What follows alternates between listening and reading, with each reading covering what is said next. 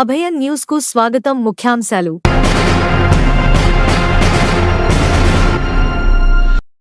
Nimmala Ramanaidu sweet warning. Handri Neeva అధికారులతో lining పనులపై లోతుగా విశ్లేషణ. అన్నమయ్య, చిత్తూరు జిల్లాల్లో పర్యటించిన మంత్రి.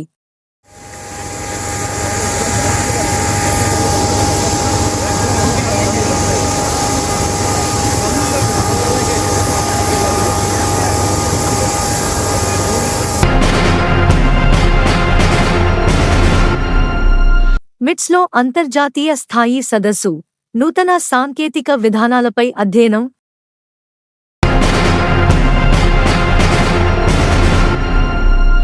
ఏపీ సెట్ ఫలితాలు విడుదల. ఉత్తమ ర్యాంకులు సాధించిన రాయచోటి శ్రీ సాయి విద్యార్థులు.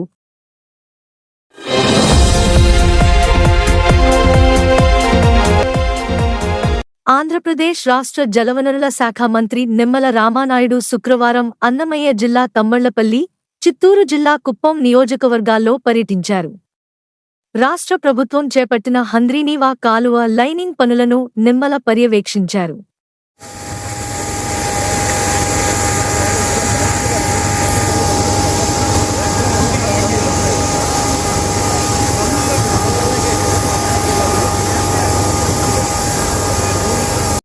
ప్రస్తుతం తమ్మళ్లపల్లి నియోజకవర్గం కురబలకోట మండలం దొమ్మన్నబావి వద్ద లైనింగ్ పనులు మొదలయ్యాయి. ఈ పనులకు తమ్మళ్లపల్లి నియోజకవర్గ టీడీపీ ఇన్ఛార్జ్ దాసరిపల్లి జయచంద్రారెడ్డితో కలిసి భూమి పూజ చేయడంతో పాటు కాంక్రీటు పనులను దగ్గరుండి పరిశీలించారు.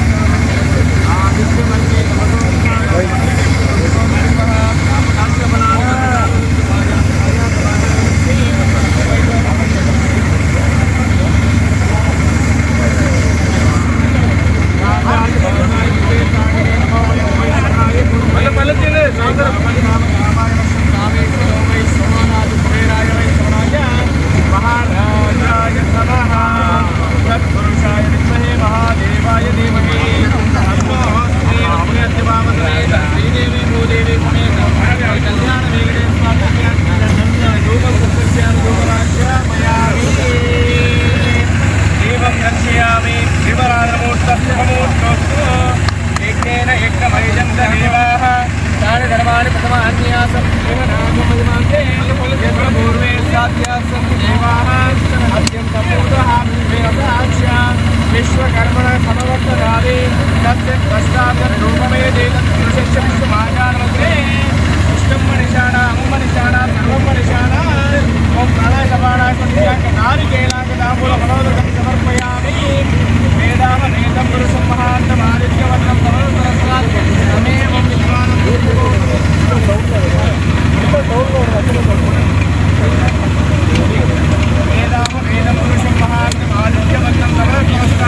సమేవం విద్వానం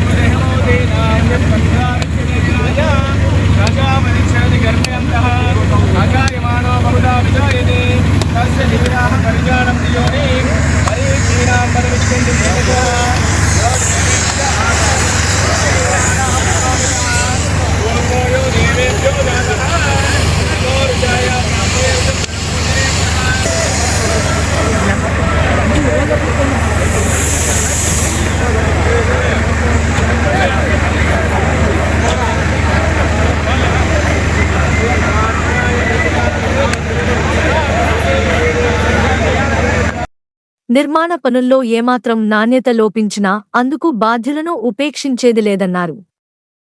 నిర్మాణంలో ఉన్న పనుల పురోగతిపై అధికారులు, గుత్తేదారులతో సమీక్ష నిర్వహించారు.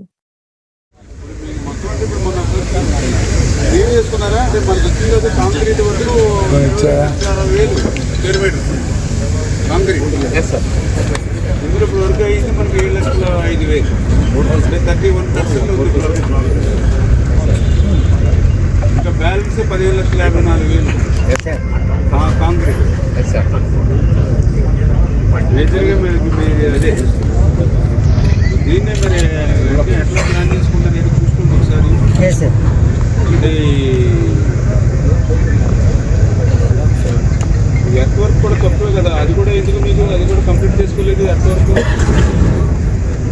ఎంతవరకు కిలోమీటర్ వైజ్ అయింది సార్? ఎర్త్ వర్క్ కూడా 20% అయింది. కొంచెం బెరమ్స్ మేము ఎక్కువ క్వాంటిటీ ఉంది సార్ ముందుకైనా. 24,450 ఉంటే అసలు చేసి 4,819 అయితే 20% ఎర్త్ వర్క్ అయింది. ఇప్పుడు ఎర్త్ వర్క్ చేయకుండా మీరు కాంట్రిబ్యూట్ చేయలేదు కదా. అలాగే స్ట్రక్చర్స్ కూడా బాగా వీక్గా ఉంటుంది. స్ట్రక్చర్స్ కూడా స్పీడప్ చేయాలి. క్లియర్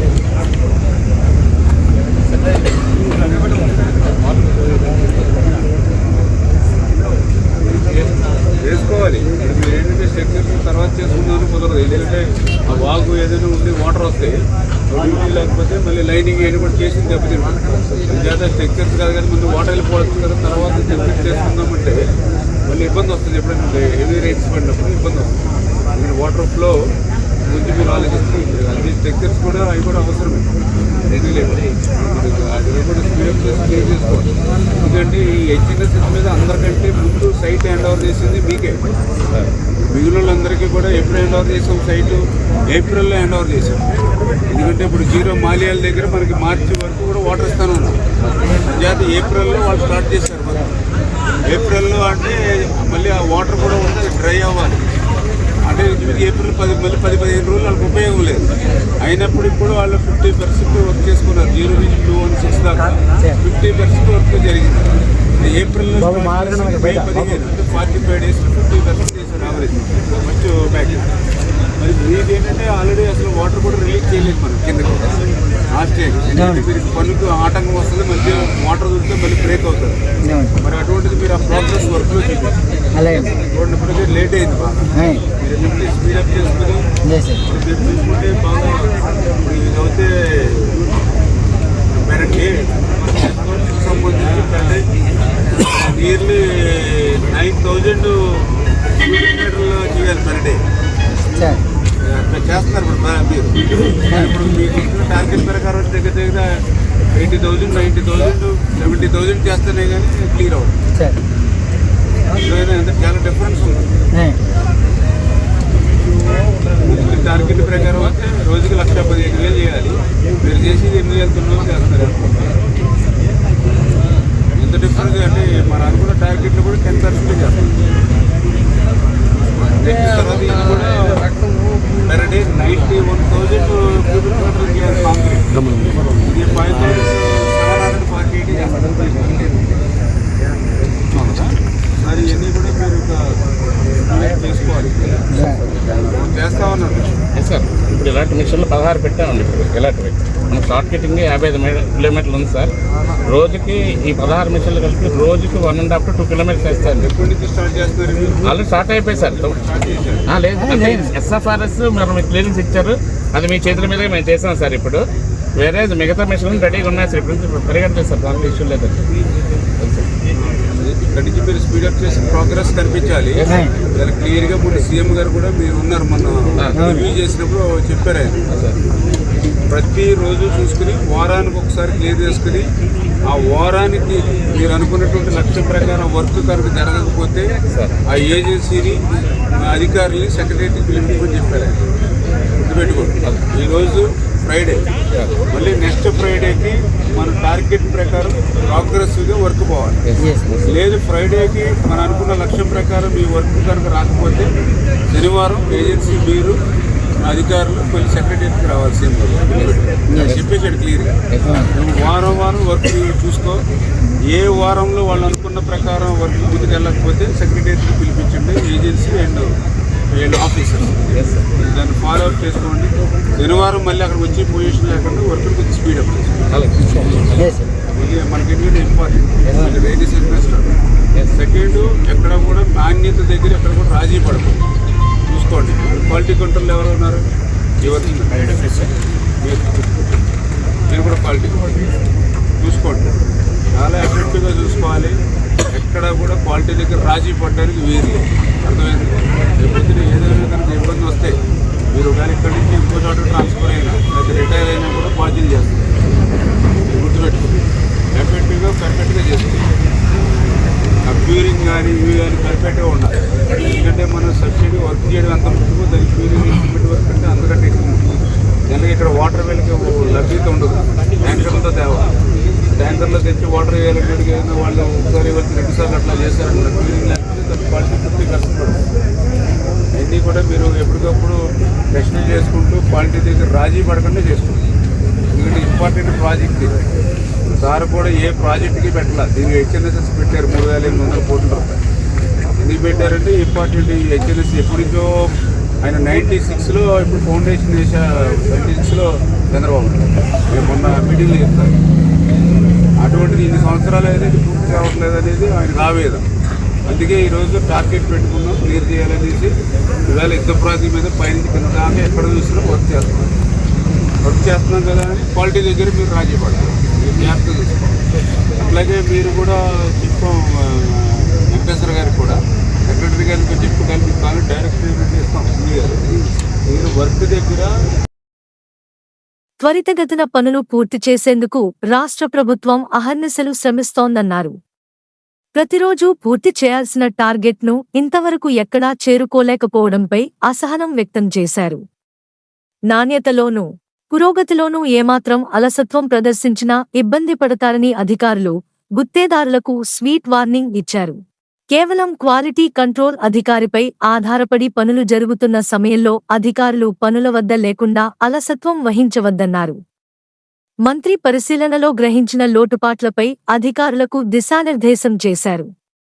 అదేవిధంగా కురబలకోట మండలం తెట్టు గ్రామంలో సమ్మర్ స్టోరేజీ ట్యాంకు నిర్మాణం చేపట్టాలని టీడీపీ మండల ప్రధాన కార్యదర్శి ఒట్టికొండ రెడ్డిశేఖర్, టీడీపీ సీనియర్ నాయకులు జంగా రాఘవరెడ్డి తదితరులు మంత్రి నిమ్మల రామానాయుడుకు వినతిపత్రం అందజేశారు.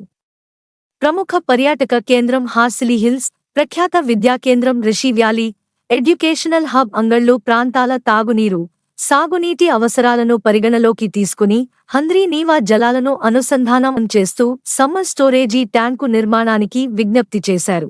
ఈ సందర్భంగా వారితో పాటు నాయకులు మల్లికార్జున నాయుడు, జనసేన నియోజకవర్గ ఇన్ఛార్జ్ పోతుల సాయినాథ్, వైజీ సురేంద్ర, తహసీల్దార్ తపస్వని, ఎంపీడీఓ గంగయ్య, శ్రీనివాసులు, మల్లికార్జున, శివనారాయణ, తిమ్మరాయుడు, హంద్రీ నీవా అధికారులు పాల్గొన్నారు.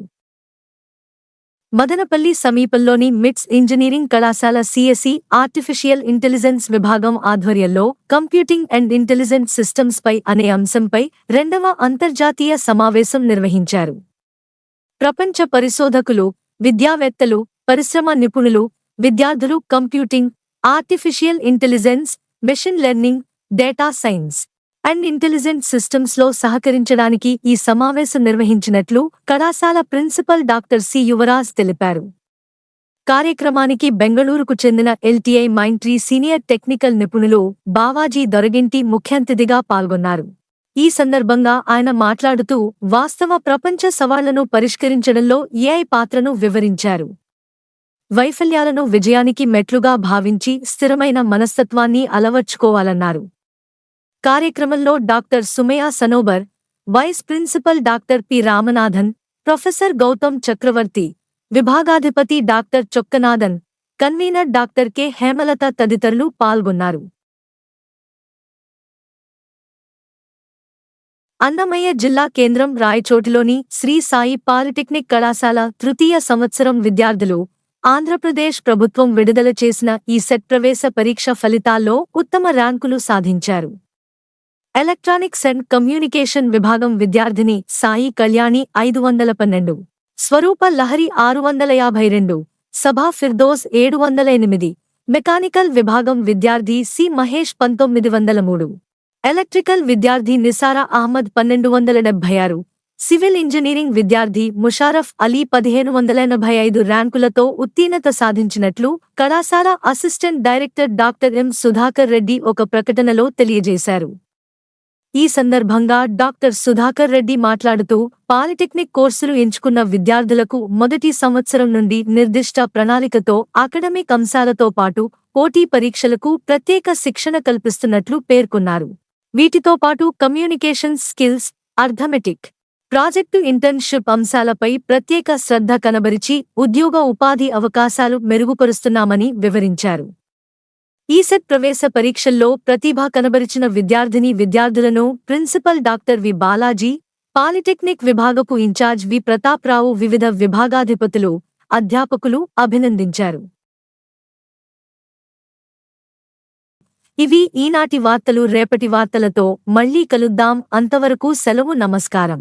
అభయ న్యూస్ ను సబ్స్క్రైబ్ చేసుకోండి, లైక్ చేయండి, షేర్ చేయండి, కామెంట్ చేయండి.